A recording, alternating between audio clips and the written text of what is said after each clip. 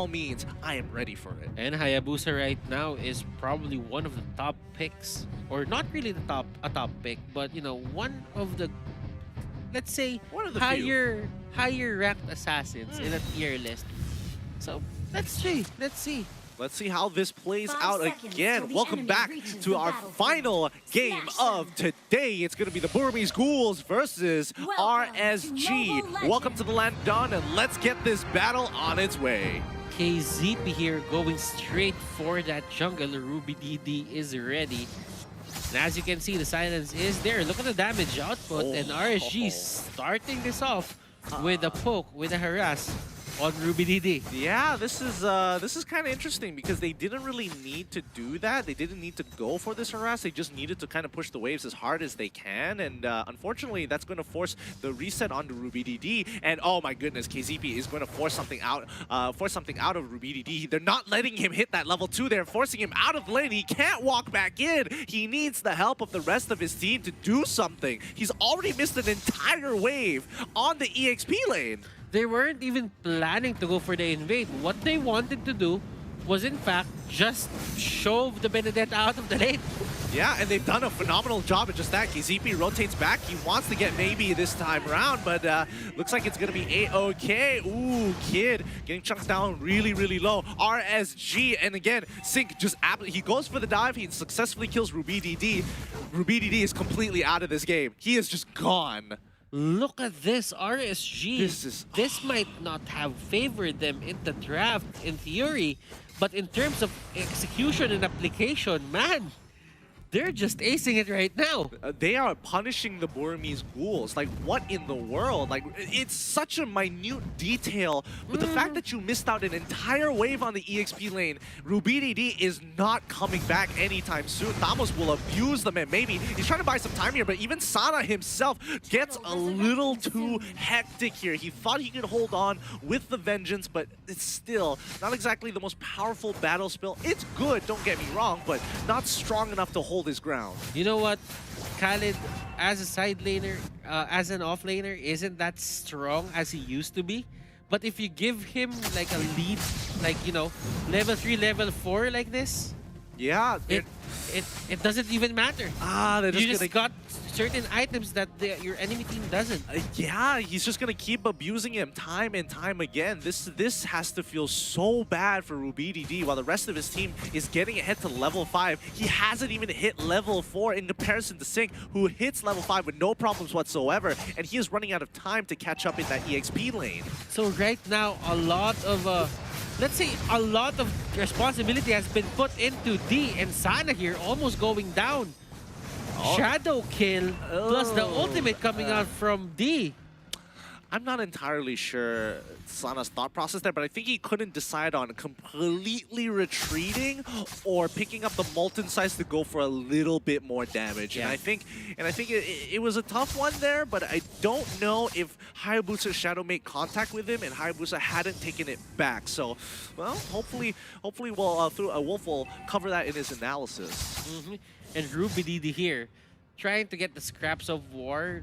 He doesn't have his turret anymore, obviously. But right now, this is going to be a good time for him to shove the lanes and just get farm.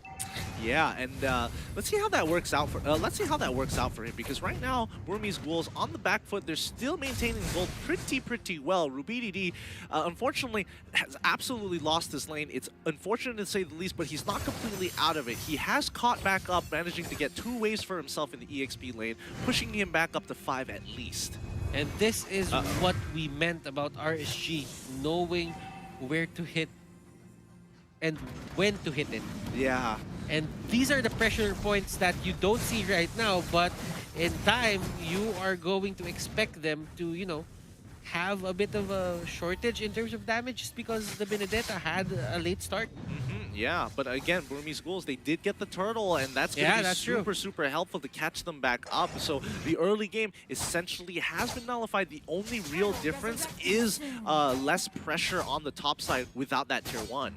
Would you agree with me if I told you that someone said that to make someone in lane you know, come back from a deficit, you should just leave him be. Yes and no, because again, he got abused a couple of times. 2 times, in a matter of fact. But hold on, hold that thought. His turtle has been taken away. BG looking for an optimal play, trying to force something out. KZP just hiding in, gets a lot of damage, but again, wasn't able to get back with the rest of his team and gets punished hard with the OK Shadow kill. Ace and the others, they're making this lineup work for them right now, and LY4 getting caught out. Burmese Ghouls, they have been awakened here.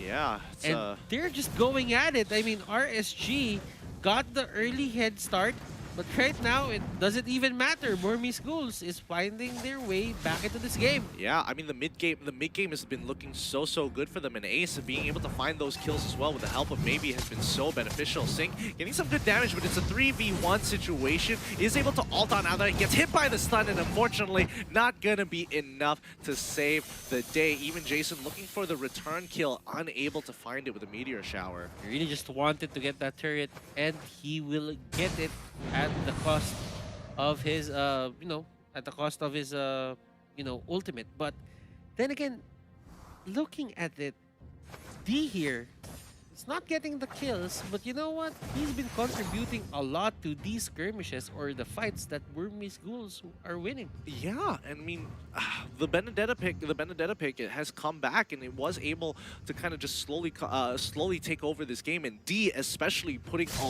lot of that work in on himself to make it happen. Oh, RubiDD now in trouble. Ooh, manages to get out of the way, but unfortunately, that side has been covered by KZP as well, sending 3 members down for that dive. But look on top side, they're mirroring the exact same thing. Sana has to hold out. He has the vengeance. He needs to clear this wave, and he's gonna start popping it now. I'll take all the damage that you can throw at me, because that vengeance is a great spell against the Hayabusa with the help of Chang'e and the meteor shower to deter them from pushing any further. Great move coming out there from Sana, just trying to, well, he did go and just clear the minions, you know, just to stop the push.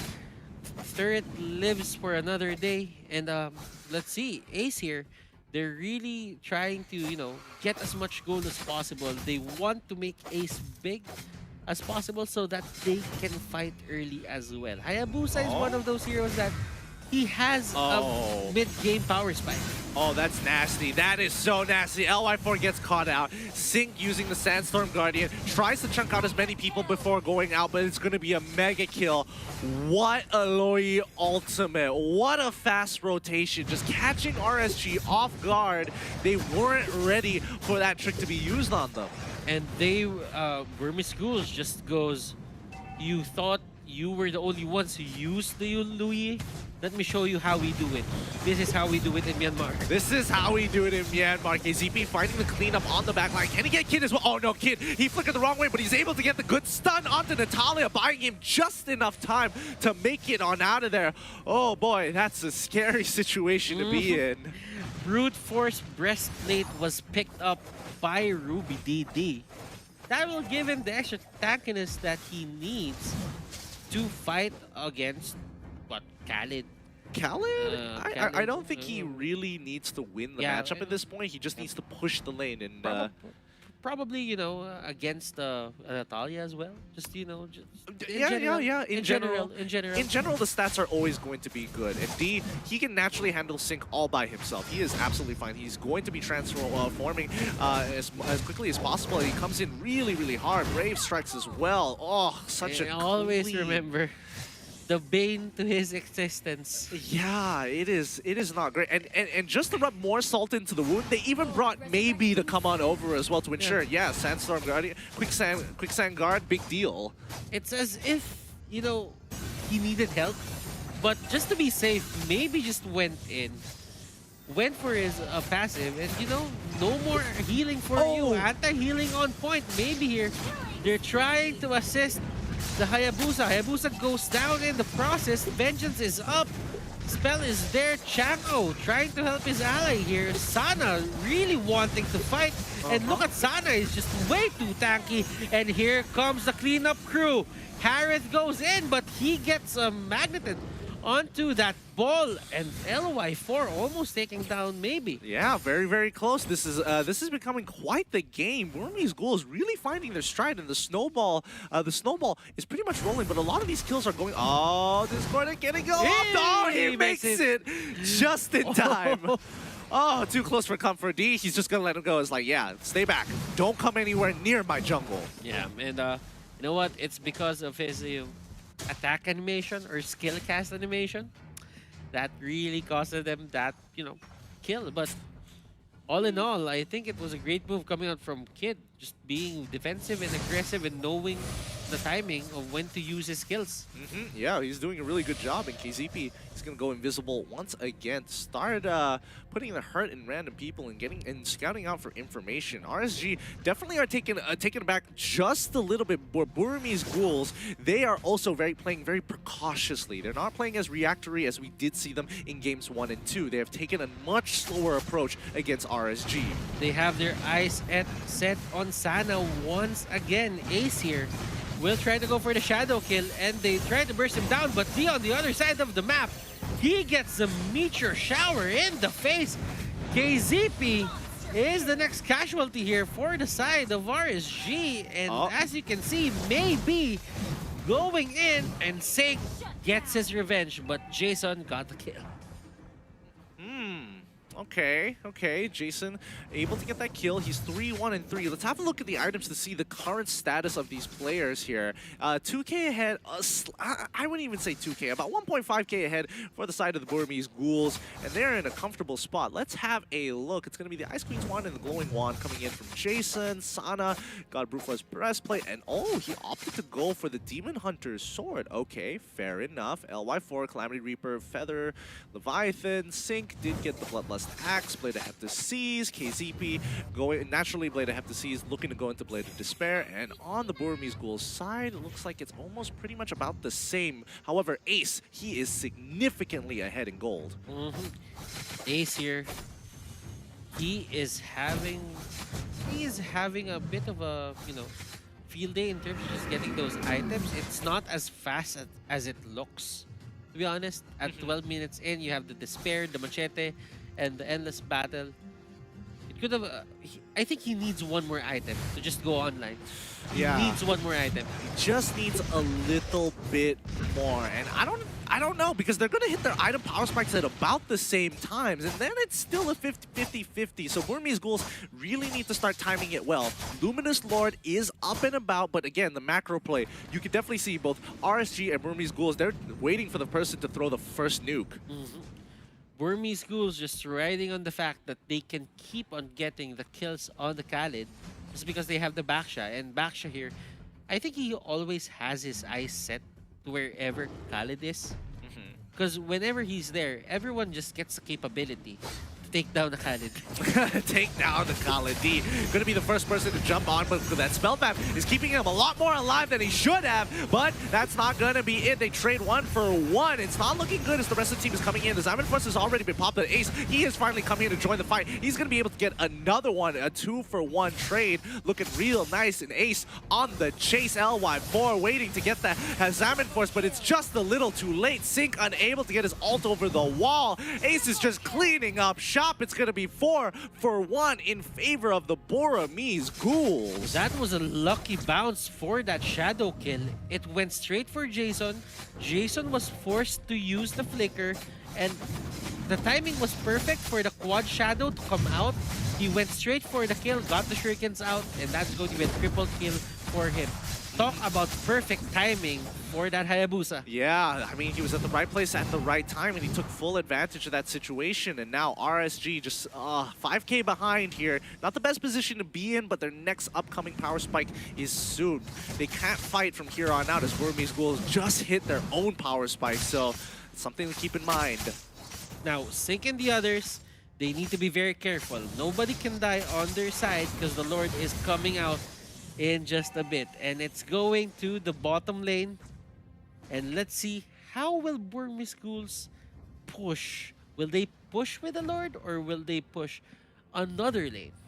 I think it's going to I think they're just going to let it be because as of right now, the waves are kind of crashing simultaneously and they quickly teleport in towards the jungle using Loi's ult to try and make something happen here. As they make that rotation, you know, RSG expecting them to be a little bit further away. Okay, they just got here a little bit sooner. No big deal, no big loss. Still, net worth exactly the same.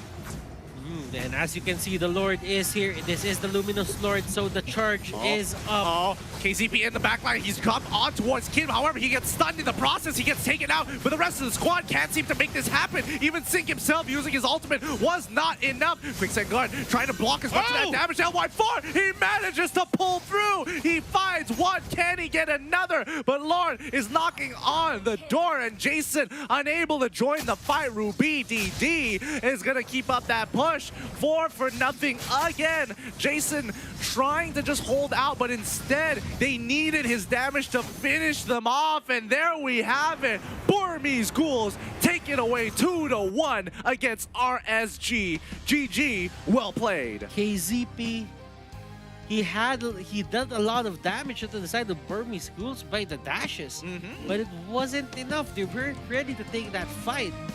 And Burmese Ghouls saw that as the ray of hope so that they can just end that game. Jason was there to try